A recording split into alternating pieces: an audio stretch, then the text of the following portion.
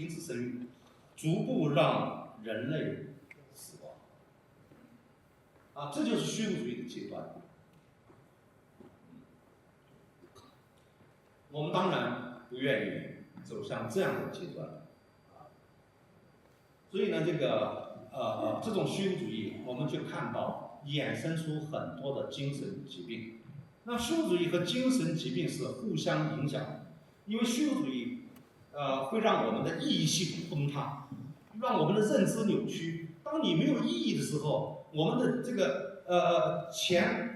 额叶皮层和我们的海马体会萎缩然后我们的确定性会丧失因为我们都担心未来，我们没有确定性了，一切都是流动的、变化的、失控的状态。人不焦虑吗？然后我们的防御机制失效。什么叫人的防御机制啊？人的防御机制其实就是你的朋友关系，你有目标，你有责任，你有牵挂，这个就是人的防御机制。很多人说，哎呀，小孩子有抑郁症，你要培养他的意义系统，你要让他有责任，让他有所爱好，有所牵挂。那这是克服虚无主义的最好的良方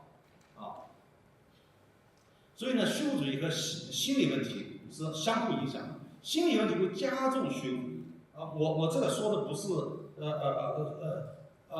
不是哲学的课题，应该是精神分析、心理学和这个治疗方面他们展示的成果我这展示的这个虚无主义的成果呢，就是说，你看，这是这2年发表的这个虚无主义和焦虑、抑郁，乃至于和自杀的关系。那在中国呢，我觉得虚无主义所导致的精神疾病，这个人群是非常高的，大概有9000万。所以中国的平均数是6.8%，但这个呢还低于这个全球水平，全球是10%。那在中国最严重的群体依次排过去，高中生最严重，因为要高考，然后中学生，然后是医护人员、教师、媒体记者、IT 从业人员和企业家。当然，我觉得企业家的情况也非常严重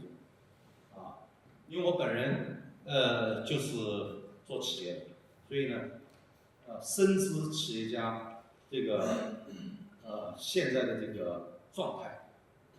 能好好活着就不错了那我们说这个虚无主义其实是可以治疗心理疾病也可以治疗我刚才说让他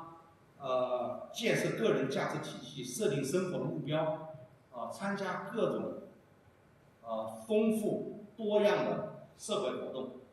在世界上有所牵挂要让他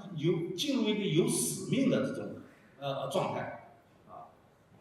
这个是虚无主义治疗的方法。所以治疗抑郁症和焦虑症最好的方法不是找医生去跟他问诊，而是要把他带到社会当中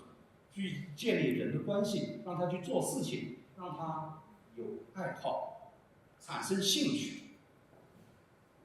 但是呢，心理治疗它是有非常非常严重的局限性，就是他把人当作病人。问题出在你人身上，这个是心理治疗最大的问题。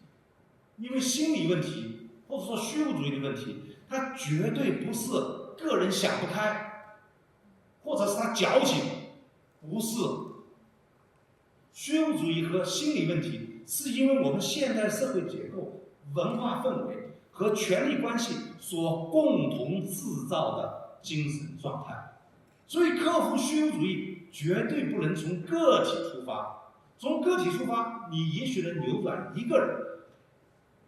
那思想家、哲学家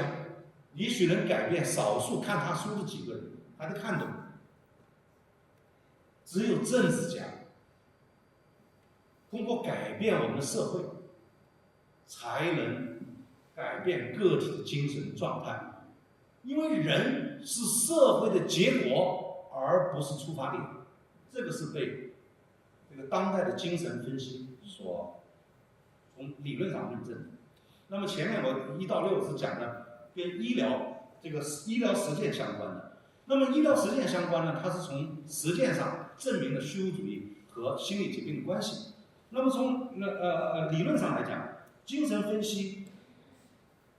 得出了一个最重要的结论，这个结论就是人是社会各要素综合运作的结果，而不是出发点。